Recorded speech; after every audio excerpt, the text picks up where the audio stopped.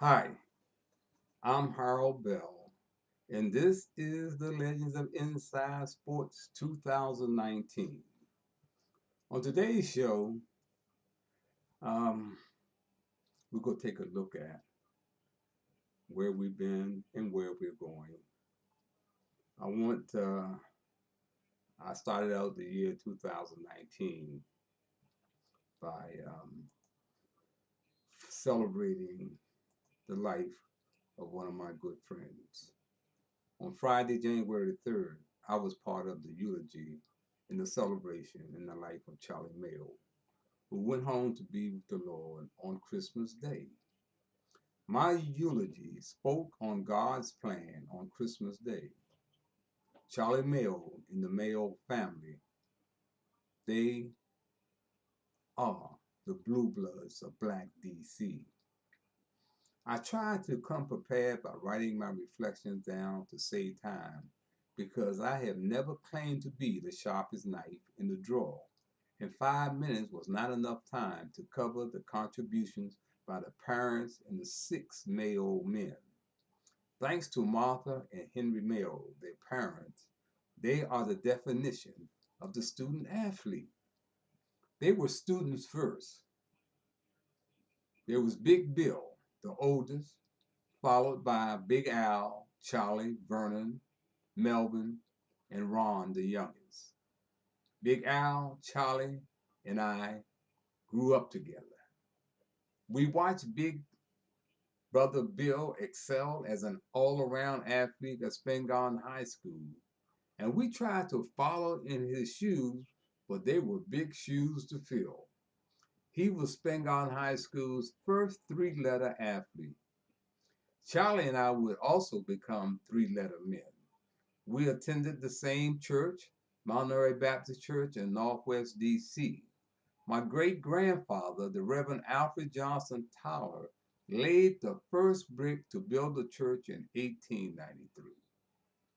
Mount Airy was a mandatory visit on Sundays for the Mayos and the Bells. We were family and the best of friends.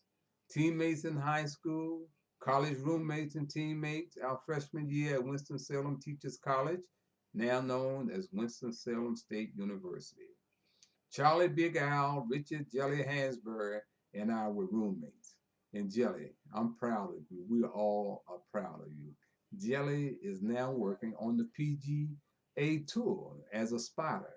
And you can see him out there in all the big tournaments. And he was attended Charlie's going home celebration yesterday.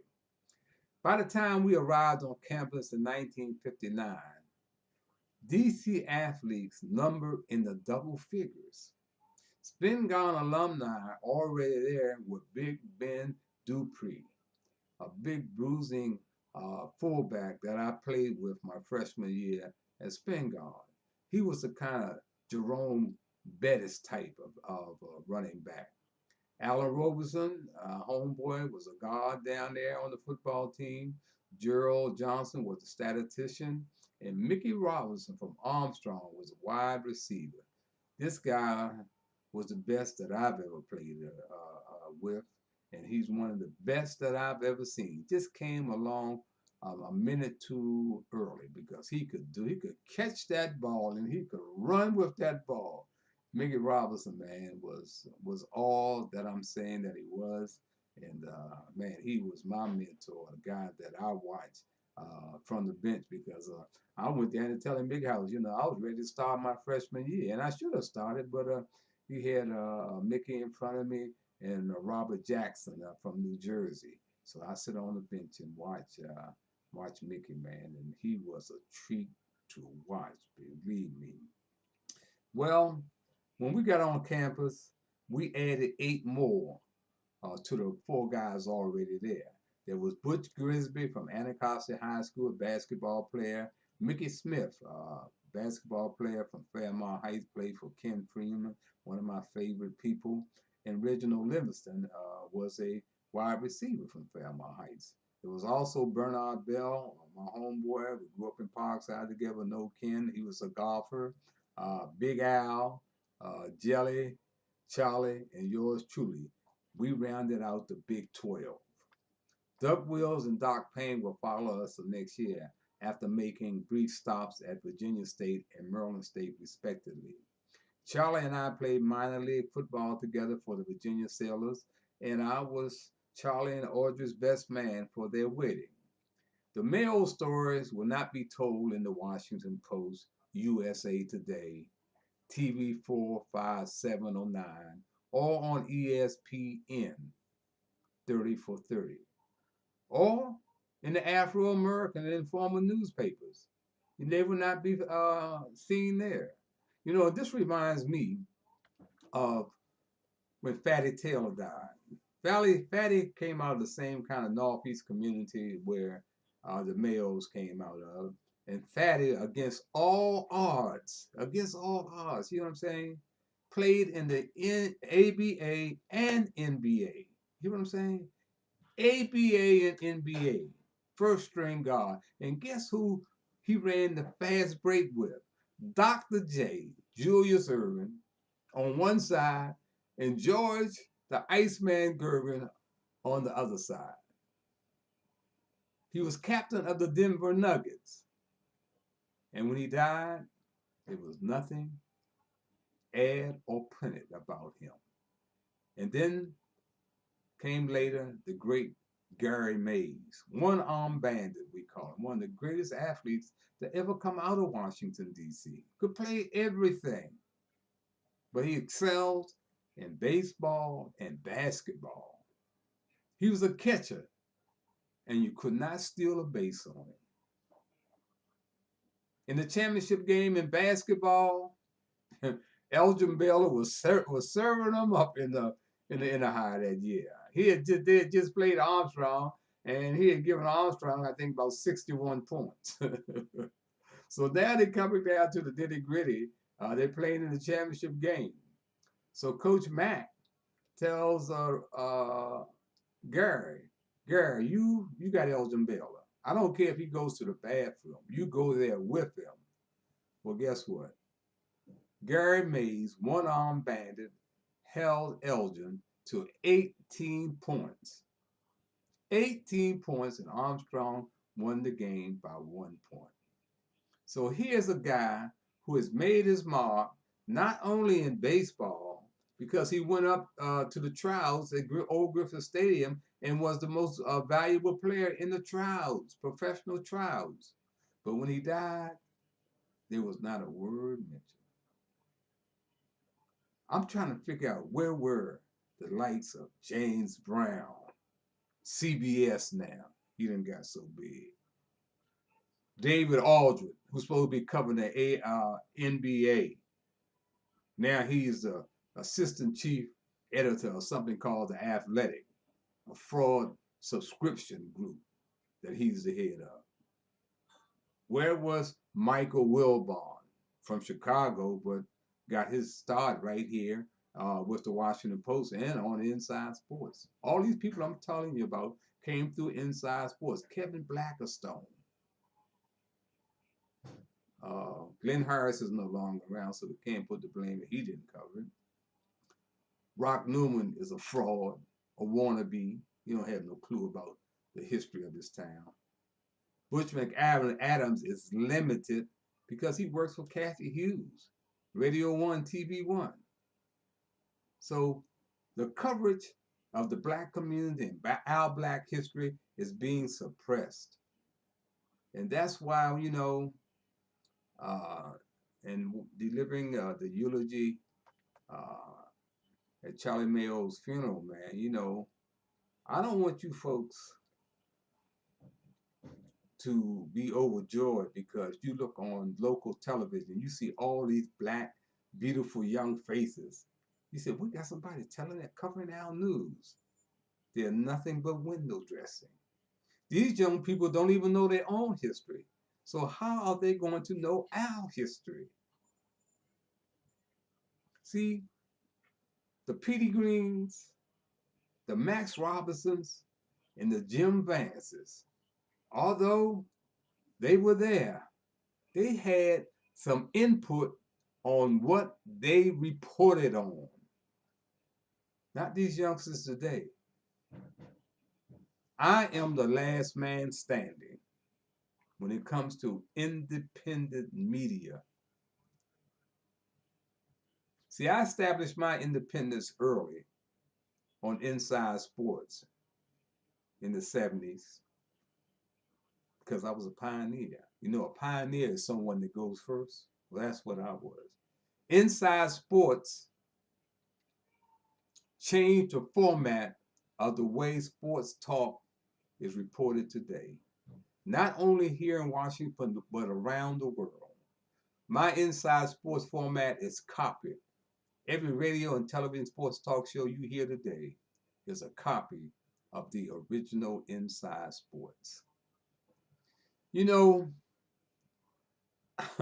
we need to stop all this styling and profiling on Facebook and use that platform to report our history. All we want to do is go up and say, look, I'm in Puerto Rico, or I'm in Las Vegas, or look at my car, or look how good I look. You need to start keeping our history because that platform is going to fall by the wayside too. I'm telling you, they're going to take that from us. You know, it's just a matter of time, and I don't understand that we don't understand that black lives can change in the blink of an eye. And it has nothing to do with how old you are. Death is an equal opportunity employer, and so is racism in America. You know, Christmas Day for me was a 5-minute ride or walk, depending on which direction I was riding or walking. I woke up on Christmas morning with my wife Hattie of 50 years against all odds. November 2018 marked our 50th wedding anniversary. In December 2018 marked our 50th anniversary of our first Kids in Trouble toy party for needy children. And my younger brother Earl was born on Christmas Day.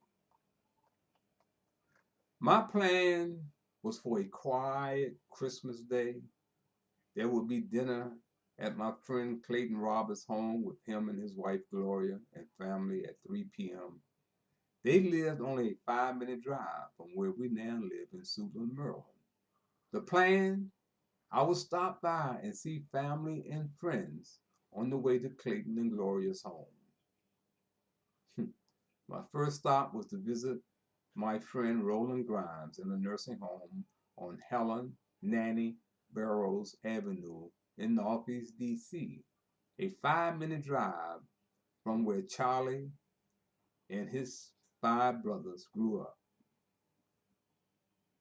The Mayos, the Grimes, the Roberts, and the Bells all grew up in this old Northeast neighborhood, a 5-minute walk from me to my Birdville Elementary School.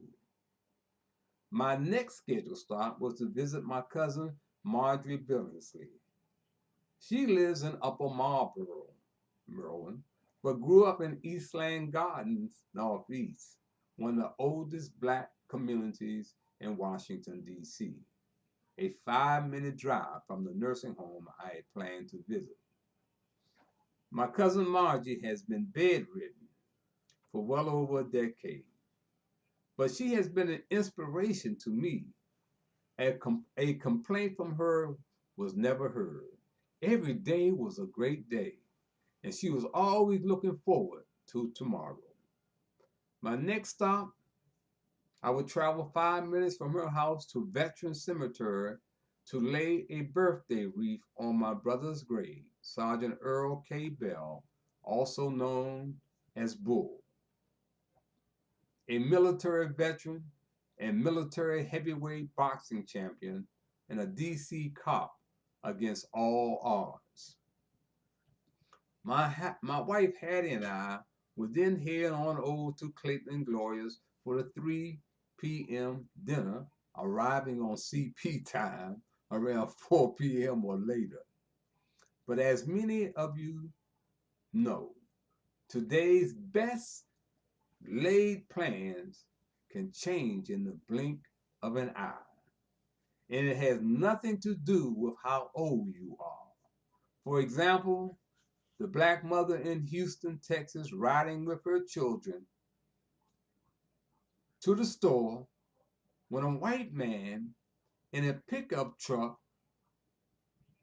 pulls up beside them, unprovoked, opens fire on her car, killing her 7-year-old little girl. See, we still must remember that Christmas Day is God's day. And let's pray for that mother and her other 5 children after losing a 7-year-old child. Senseless murder. You know, I had received a wake-up call the week before Christmas that my cousin Margie's 77-year-old caretaker was discovered dead in her home where he lived. So instead of us going to visit her in Upper Marlboro, we'll be visiting her at her sister's home in Eastland Gardens. God had already mapped out my Christmas day without my permission, which proved that I was not in charge. His plans would supersede my own. It would turn out to be a blessing in disguise. My 99-year-old cousin Elaine from Columbia, Maryland, was in the house. I had been promising to visit her for the past 10 years. Her first words to me were, "I bet you don't know who I am." She won the bet. After several hugs and picture taking, I started my next journey with a 5-minute ride to the nursing home on Helen Nanny Burroughs Avenue to see Roland Grimes. I was standing in the hallway waiting to visit Grimes while an attendant was getting him ready for bed. My cell phone rang, and it was my old friend Doc Burke. I figured he was calling to wish me a Merry Christmas, but he was calling to tell me that Charlie had made his transition on Christmas morning. I shared the bad news with Grimes, and we said a prayer for the MAYO family. It would be 6 p.m. CP time when I finally arrived at Clayton and Gloria's home. Gloria and Clayton greeted us with open arms and a Merry Christmas. I had already alerted him about the passing of Charlie, and I would be running a little late. He remembered the MAYO family well. The Roberts grew up in the 5700 block of Eastern Avenue Northeast, a 5-minute walk from the Mayos' home on Hillside Place, several blocks away. We then sat down to eat, and 5 minutes later, I was easing down the steps to watch NBA basketball. 5 minutes later, one of Clayton's grandchildren came down and said that my wife Hattie wanted to see me upstairs immediately. Man, this Milwaukee and New York Knicks game would look like it was headed into overtime, and I was not a happy camper. But I went on upstairs to see what Hattie wanted. There she was, holding this little pretty black baby in her arms, and the baby would not stop smiling. I said, wow. So the father stood up and said, "Hey, if y'all like him, I got another one I want to show you." I said, what? He went in the back, and 5 minutes later, he came out with an identical twin. And he would not stop smiling either. Wow, Christmas Day. My brother Earl was born on Christmas Day. Charlie went home to be with the Lord on Christmas Day. And we had been blessed to be in the company of my 99-year-old cousin Elaine, and blessed to be in the company of 2 4-month-old identical twins, Clayton the 4th and Corey, on Christmas Day. Let us not forget, Christ was born in a manger on Christmas Day. The Mayos, the Roberts, the Grimes, the Billingsley, and the Bells were all brought together on Christmas Day 2018. All the glory goes to God for not allowing us to forget who we are and where we came from on His day. Remember, until the lions write their own story, all the glory will go to the hunters. Rest in peace, Sergeant Earl K. Bell and Charlie Mayo. Yep, you know, the new year, I don't know what it holds for us. But whatever it is, we cannot give up on being free in America. Let's switch over to sports now. As you know, the NFL is having its playoff games today. And of course, the first game is the Colts in Houston. Of course, I'm pulling for Houston in the black quarterback. And then there's the Dallas Cowboys. The Dallas Cowboys taking on the Seattle Seahawks. And both teams have starting black quarterbacks. So who are you going to pick, Earl? Well, I'm going to pick the best team. And I think that's Russell Wilson and the Seahawks. I think they got the Dallas Cowboys number. As simple as that. I think they got the Dallas Cowboys number. So that will be the two games today. And I'm going along with Houston. But as we look at the National Football League as they prepare to go in to the Super Bowl, as they prepare to head for the Super Bowl, because that's where these two teams are headed. I want you to take a listen to LeBron James as he talks about white ownership in the NFL. Old white men owning teams, and they got that slave mentality, and it's like, this is my team. You do what the I tell y'all to do, or we get rid of y'all. Like, I mean, I'm so appreciative of in our league, of our commissioner. Like, you know, he works with the players, man.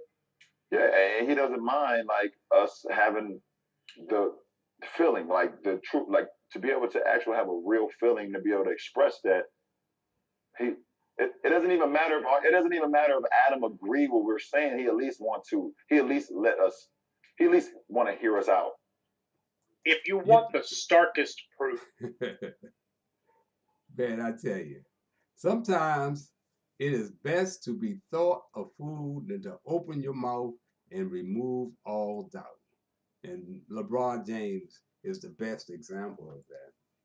Now he's right on as it relates to white slave plantation mentality. But you can't play both sides of the fence, man. You cannot play both sides of the fence. He done called these guys out, and then he took it a step further and talked about Jewish money and how they control things. You can't sit on the fence. And guess what he had to do? He had to eat those words and apologize. See, he thinks because he is the chosen one, he can play any kind of game that he wants. He has moved to Hollywood. Who does he think controls Hollywood? Come on, man. What kind of advice is this boy getting? He is the chosen one, folks. Just like Sugar Ray Leonard is the chosen one. Neither one of them are the sharpest knife in the drawer, just like myself. But I know my limitations. I've been consistent in all the years that I've been out in the streets, in the war zones. Not on the edge of the war zone, in the war zones. Now he's going to call himself the greatest. Have you heard the latest? He's calling himself the greatest. He's making himself the greatest. And he's the greatest. He's the greatest over Wilt Chamberlain. He's the greatest over Michael Jordan. He's the greatest over Elgin Baylor. Come on, man. Let somebody else, just like Michael said, and Michael ain't no prize now. Now make no mistake of that. But Michael played the game, and Michael said, let somebody else call you the greatest. Don't call yourself the greatest. Let somebody else call you the greatest. So that gives you the kind of give you some kind of clue of the people that he got around him. They're doing a big thing on HBO, his posse, his boys, and how big they are, and they're doing this. They're this important. Come on, man. You're not all that, LeBron James. I'm telling you. Now, he's been chosen by HBO to do a documentary on the greatest of all time, a man who could call himself the greatest and prove that he was the greatest, my friend Muhammad Ali. They have chosen LeBron James to do the documentary. He knows nothing about Muhammad Ali, but he think he does. He thinks that he can do this. I would have more respect for HBO if they had chosen Jim Brown, who plays both sides of the fence also, but at least he knows Muhammad Ali. He's been there with him, just like me, up close and personal. Up close and personal. Now, HBO contacted me about my footage on Muhammad Ali. See, I got original footage on Muhammad Ali from 1974, right after he knocked out Big George Foreman, stunned the world. Stunned the world. I was supposed to go to Zaire with him. He offered me to, I went out to Chicago to meet with him, Rodney Brown, my producer, and I. And we went out there to meet with Muhammad because he had granted me a face-to-face. He wanted to know what I wanted to do. See, I met Muhammad Ali here in Washington, D.C. in 1967 up on the Howard University campus. And we became close friends. So I went out to Chicago to sit down with him to tell him what I wanted to do. So when we got to the gym, man, it was packed, man. It was all over the place. Reporters, man, he was just working out and stuff. Got in there just in time because he worked out about 5 minutes to get it closed down. And he went in the back. So he went in the back. I'm standing out there with security, Pat Patterson, who picked us up at the airport. We talking, and up comes Rockmont and say, Harold, the champ wants to see you. So I went in the back, and then he was getting a massage, got a massage, and the chair set in front. I sit down. So he said, "What you want to do, Harold? What you want to do?" I said, "Man, I want to do an interview, man, for television with you. That's what I want to do." He said, "Okay, well, let's do it." He said, "We can do it in Zaire." I said, "What? Do what in Zaire?" He said, "Yeah, I'm going to Zaire to fight Big George Foreman for the championship. And when I knock that sucker out, we can do the interview." I said, "Man, I ain't going no Zaire. I am not flying across that water, champ." I was scared to death. Oh, man, what did I say that for? He made all kinds of fun of me. Cluck, cluck, cluck, chicken, chicken, chicken, chicken. I said, "I don't care what you say. I ain't going across that water. I am not flying across that water."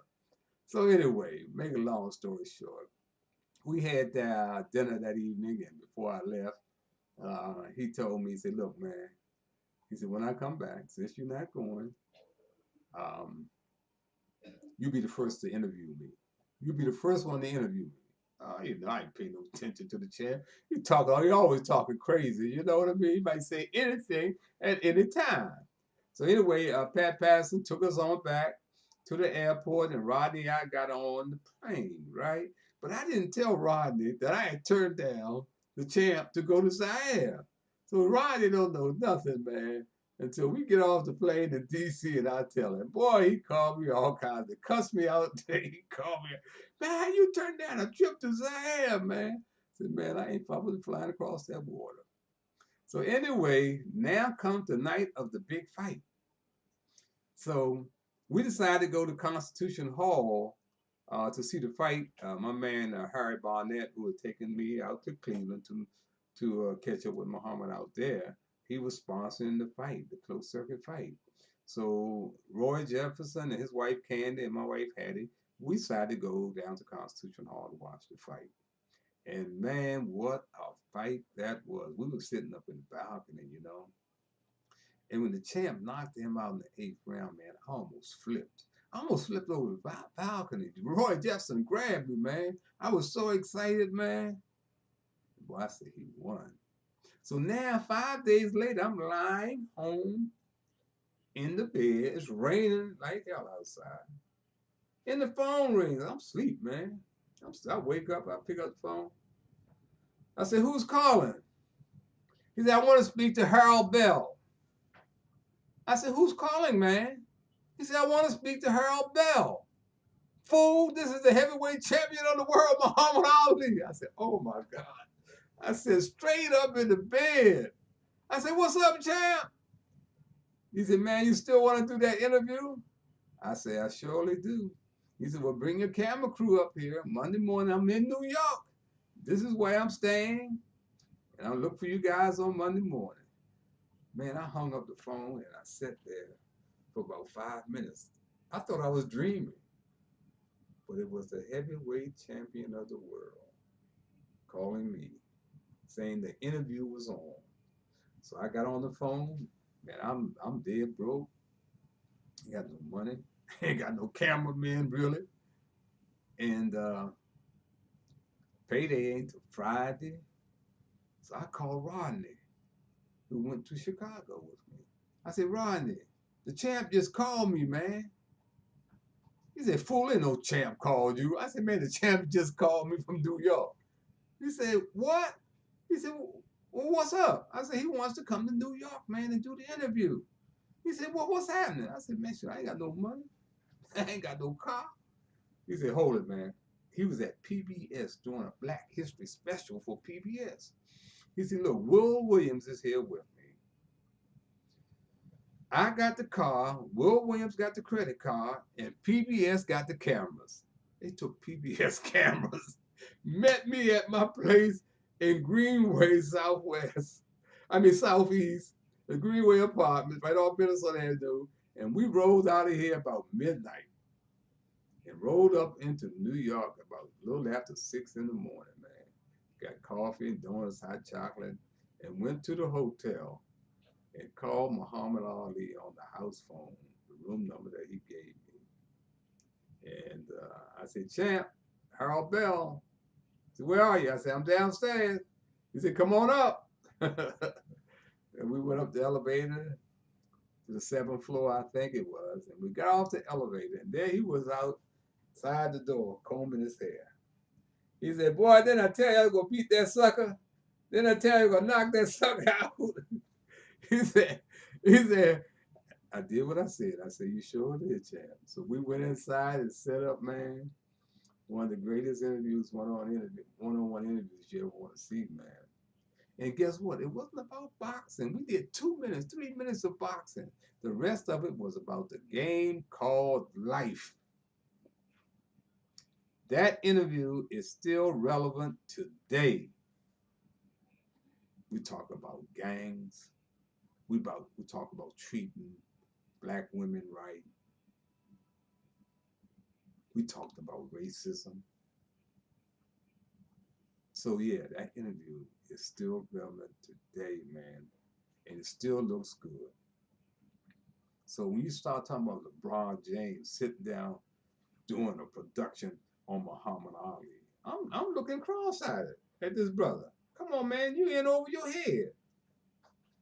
You are in over your head. And I had the nerve, because of a friend, to put a segment of my interview in LeBron James' hands out at the Verizon Center last November, and told him that his friend said for me to put it in his hand. I was standing right in the space while he was doing the press conference. So when they got through, I said, Mr. So-and-so told me to put this in your hand. He said, oh, okay. Gave it to his PR man. I ain't heard nothing else from him. So he may be trying to plan on using some of that. I hope not. But God is good, man. God is good. And maybe he will wake up before it's too late. Maybe he will wake up before it's too late. One of the things I want to do too, I want to go to I want to go to another interview with a young brother who's doing poetry, and he was talking about what black parents, black fathers, and mothers should say to their child when he comes to them and say that he wants to play in the NFL. We just got through hearing LeBron James' thoughts about the plantation mentality that is prevalent in the NFL today. So why would you want your child to play in the NFL, which is considered a plantation mentality, and you got black men, grown black men, who are really still in chains, man. In chains. They are scared to kneel down because the likes of Jerry Jones and others have threatened to fire them on the spot. So when I hear people talk about being free in America today, we got a long ways to go before we are really free. So I want you to take time out and listen to what this young brother says, or how you should respond if your son comes to you and say, I want to play in the NFL.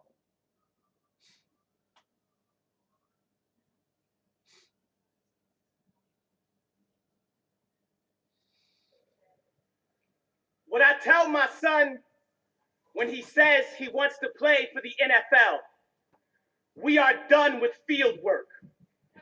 They are too comfortable shooting down the idea of blacks passing from bullets than throwing bullet passes. Nah. Hell, if it's $1 million deal, they want Emmett Smith but treat you like Emmett Till.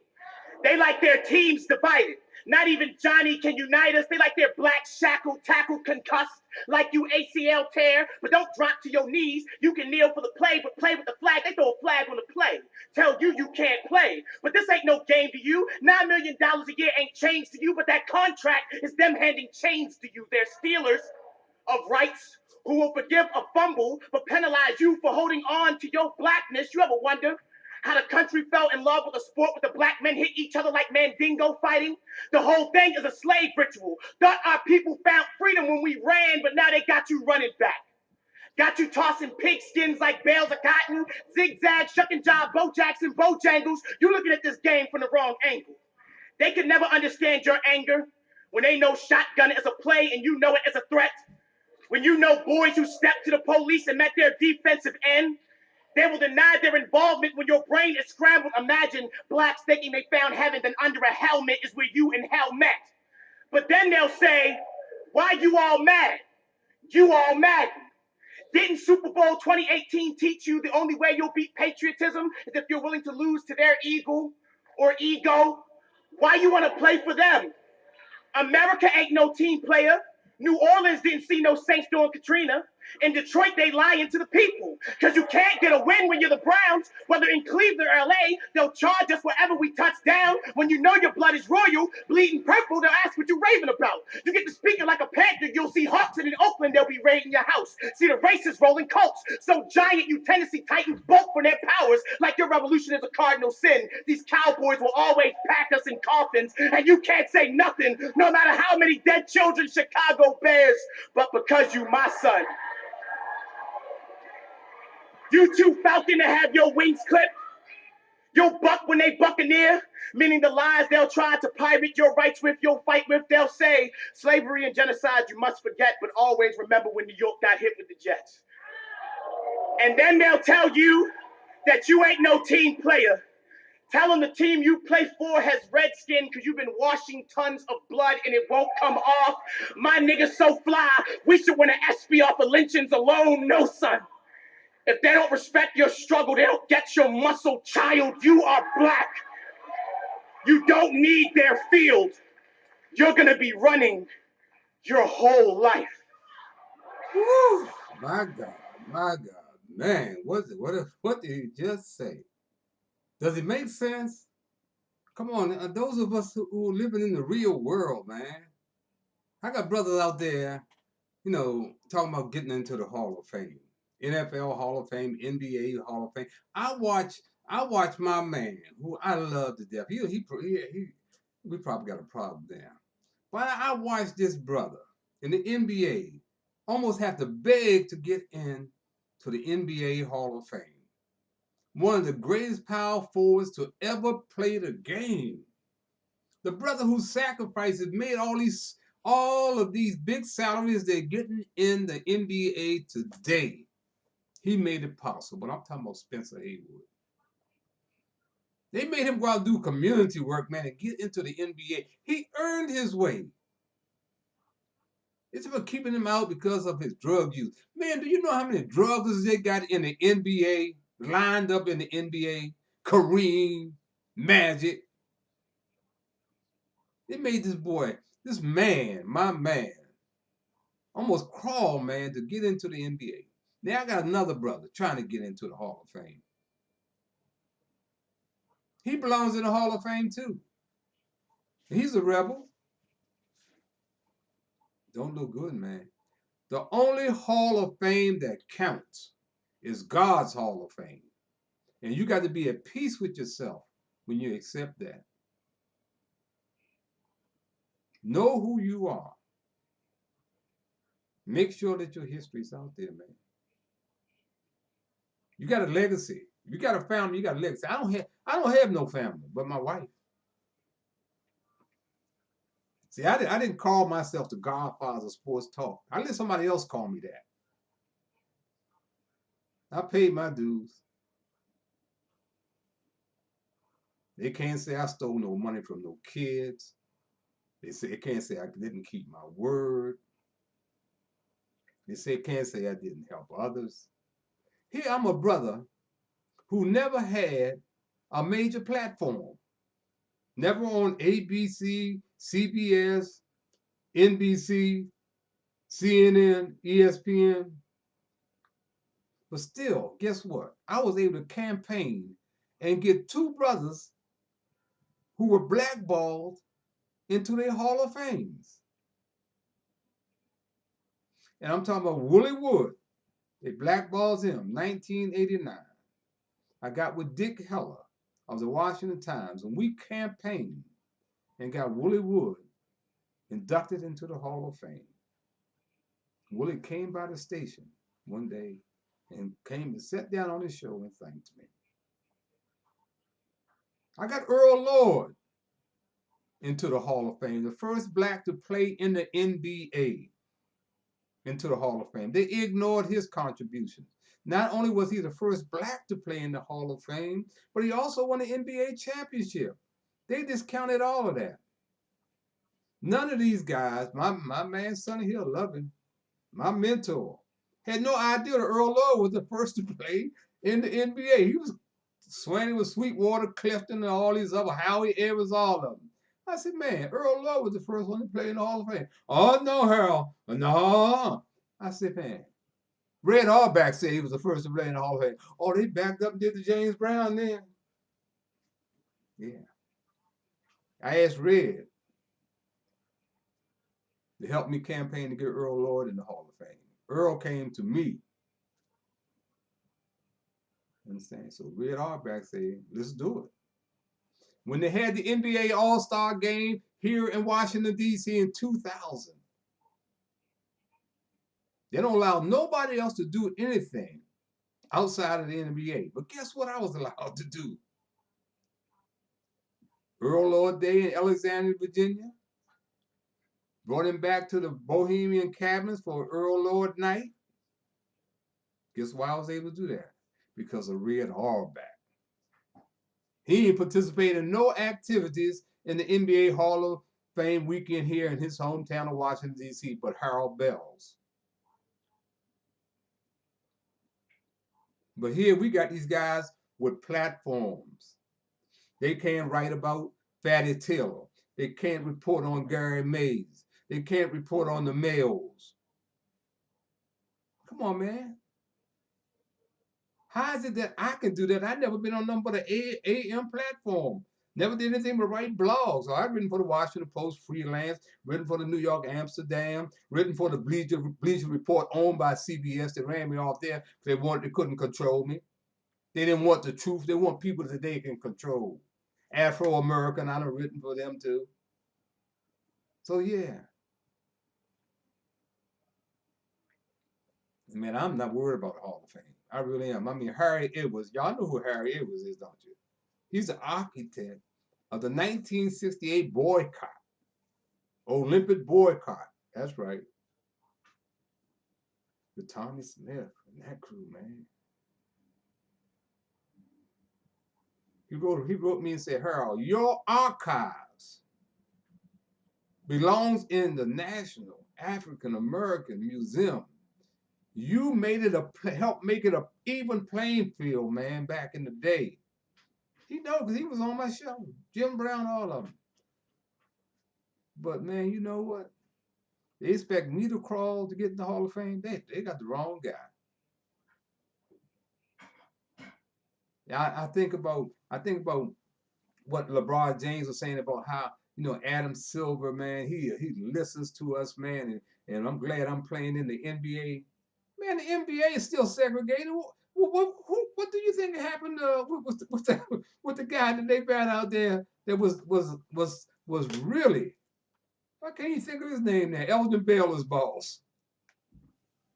Some of the NBA, it's still, man, come on, the slave mentality, man, is still, we're surrounded by.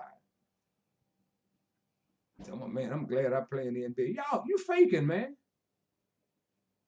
If you're faking, you need to go over there and talk to those NFL players. Y'all need to join up with them.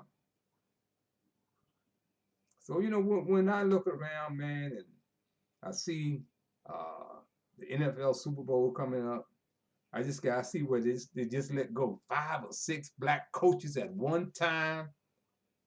The Rooney Rule is probably the only thing that's saving that Pittsburgh Steeler coach. Him and Antonio Brown are going at it. That's no one situation. One of them got to go. It's either the coach or Brown, and I'm betting this gonna be Brown because there's no way I can see them guys, you know, being able to operate under the same umbrella next year. I don't see it.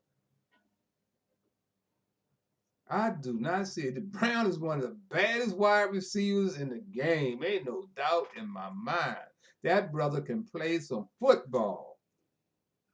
But man, he's got to go. I don't see them. I really don't see it. If they come to a compromise, man, I don't see it, man.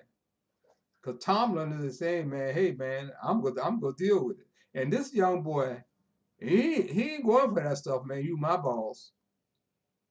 He ain't going for it. So that's gonna be a showdown that's gonna be worth watching. Worth watching. I just have to, you know,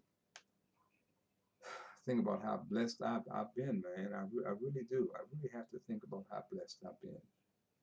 That I was able to reach the age of 80 and say, you know, that Frank Sinatra wasn't the only one that did it his way. I did it my way, man. Now, I made some mistakes. There's no doubt about it. I made some mistakes. But I was able to get this far and get my own book out. It took me a while to get my own book, man. If y'all haven't read my book, you need to go and read it. I got another volume of it coming out too. I'm telling the stories. I'm telling the real stories. You see behind me, you see those are my heroes behind me. You see Muhammad Ali. You see Marvin Gaye on the left, my homeboy. Wow, what a beautiful brother, man. What a beautiful brother. And then my brother Earl in that police uniform, a stand-up brother. Yeah, my dear coach Dave Brown saved my life. Big House Game saved my life. Even though we fought like dogs, he saved my life. So yeah, I got a lot to be thankful for, man. And that's why, man, when I go to sleep at night, man, I sleep peaceful. The hours that I sleep peaceful. So I just want to say, man, that Jim Brown, I got you out of jail. I helped get you out of jail when nobody else would. You had Monique call me, call Harold Bell. You forgot. James Brown, you forgot.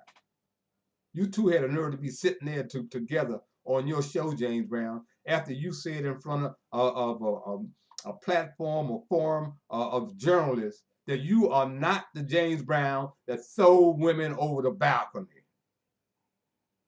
Come on, man. How can you be that two-faced, man? Have some integrity. Our people had integrity, man. I come from a history of people that had integrity. Told the truth. Dave Aldrich.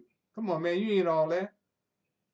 You ain't all that, man. And those of you who supporting him, claiming that he's all that, he's perpetrating the fraud with the Athletic.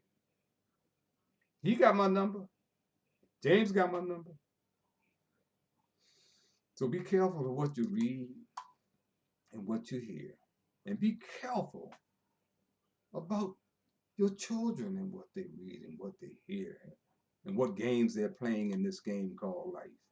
See, the most important game being played in the world today is not football, basketball, or baseball. It's a game called life. Man, I got so many stories, man. I got the Dave Banks story. I got the John Thompson story. I got the Adrian Dantley story. I got the Adrian Branch story. I got all them stories, man. The real deal. Y'all think they're heroes. They didn't mind stepping on other people to get to where they are. I remember my man came to me and offered me the job that Butch McAdams has now. I said, man, no, I can't do that, man. Number one, I'm Butch's mentor. I can't. I said, I appreciate where you're coming from, Tony. He said, Harold, yeah, Butch McAdams ain't no Harold Bell. I said, I understand that, man. But I would not last 2 weeks working for Kathy Hughes. She has no integrity, man. She sold us out. She went up the steps, man, while they were boycotting the Washington Post, Fort Walter Fauntleroy and other community people. She snuck up the back steps and made a deal with Katharine Graham and Donald Graham and sold the community out to get to where she is. Man, I can't. That's not me, man. And this is somebody else that came to me when she had nothing, was just a receptionist at WHUR, and asked me to be a mentor to her little Alfred. So Butch McAdams wasn't a Tony Washington didn't like you. I don't know where you get that from. Tony was a great brother. And when he was a real brother. He didn't like you. He was just being truthful, man. I was the best man for the job, but I didn't want the job at that cost. He said, Harold Bell, man, you broke. How could you give Don King a $10,000 check back? It was easy, man. He wasn't a man of his word, man. And I watched what he did to Muhammad Ali, man. Lloyd Price was my hero. I watched what he did to Lloyd Price. I guess that money, man, can mean a whole lot of things, but not with me. I never forget I went down ringside when Don King, the evening I gave him that $10,000 check back, he had a fight at the Armory. So I go over to the Armory to get press credentials. They ain't got no press credentials for me. And Charlie Brockman is the man in charge of press credentials. I said, what the hell's going on? He said, Harold, it's not me. It's Don. It's not me. I didn't do this. You know I wouldn't do that. But I ain't had no problem getting there. This was in my hometown. So now I get into the fight. I go into the fight, and I see my man, who's like a big brother to me, you know. We're family, man. Lloyd Price. He's sitting over there with Kenneth Gamble, a Gamble and Huff out of Philadelphia. Somebody else that I've always looked up to. I go over there, and Lloyd gets up, he hugs me, and starts telling Kenny, man, about all the great things I've been doing in Washington and in the media and this, man, he going All of a sudden, man, he went silent. And I looked, I said, what the hell is going on? And look up in the ring, Don King, boy, is giving them the cold stare, man. Staring us down. The Lord went back to his seat, man, cut off the conversation, man. I said, wow. Wow, man. That blew my mind, man. I love me some Lord Price. But I saw what how Don kicked him to the curb. Lord put him in position. Was supposed to be a partner. So what do you care about? What Don King care about me? See, but I knew early because I had insight where he was coming from. It was Connie Harper, who was his right-hand woman. When I went up to New York to meet him after he moved to New York, and he was late showing up, and I spent almost 2 hours in the office with Connie. Connie told me the do's and don'ts with Don King. And she said, Harold, don't ever accept anything, no money from Don King unless you earned it. And that's why I kept him at bay the whole time. I paid my way out and went out there and got a room, stayed in Bert Sugar's room, stayed with Howie Evans. I didn't want to be in debt to him, man. Did not want to be in debt to him. And I was the only one, when major media was calling him a murderer, a thief, and all kinds of low-life names, I was the only one that spoke up for him. I was on Geraldo Rivera live on national television. And I got the break because Michael Wilbon was scared to go on because he was scared of Don King. So he called me, asked me to go on, be on the television show. And he had, on the show, I had no idea he was going to be on it, right? Geraldo, Bert Sugar, and the guy that did Jack Newfield wrote the Pulitzer Prize book movie The Lies and Crimes of Don King. I'm on there up against all three of them, and I'm sticking up for Don King. I wrote columns on Don King, how racism was trying to hold him back, but it didn't mean nothing to Don. He treated me just like he treated some of those fighters, man. Kicked me to the curb. Told people I was crazy. I gave him $10,000 check, but they're all crazy. It's $10,000, man. Will buy me for $10,000, and you promised to partnership with me on my rest of my career. Oh man, I owe you. Man, your word don't mean nothing, man. Well, I tell you, going into 2019, all we can do is pray. We got to have prayer.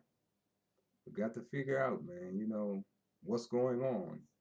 Guys like JoJo Hunter, Jim Brown, Bernard Levi is no longer here with us. You guys that are living need to help others, man. Therefore, when you help other people, you help yourself. Well, that's going to be it for this segment, 2019. And remember this, that every black face you see is not your brother. And every white face is not your enemy. I learned that by trial and error. I would not be sitting here today if there were not some good white folks. They are. There's some good black folks too. They're just hard. It's hard to find them, man. We forget so easy. We're so selfish. We're one of the most selfish groups that I ever ran into. Miss you, Judge Luke Moore. One of a kind, my brother. One of a kind. Of all those judges I had out there, you and Harry T. cared most about your people. So until next time, I'm Harold Bell, and you can color me gone.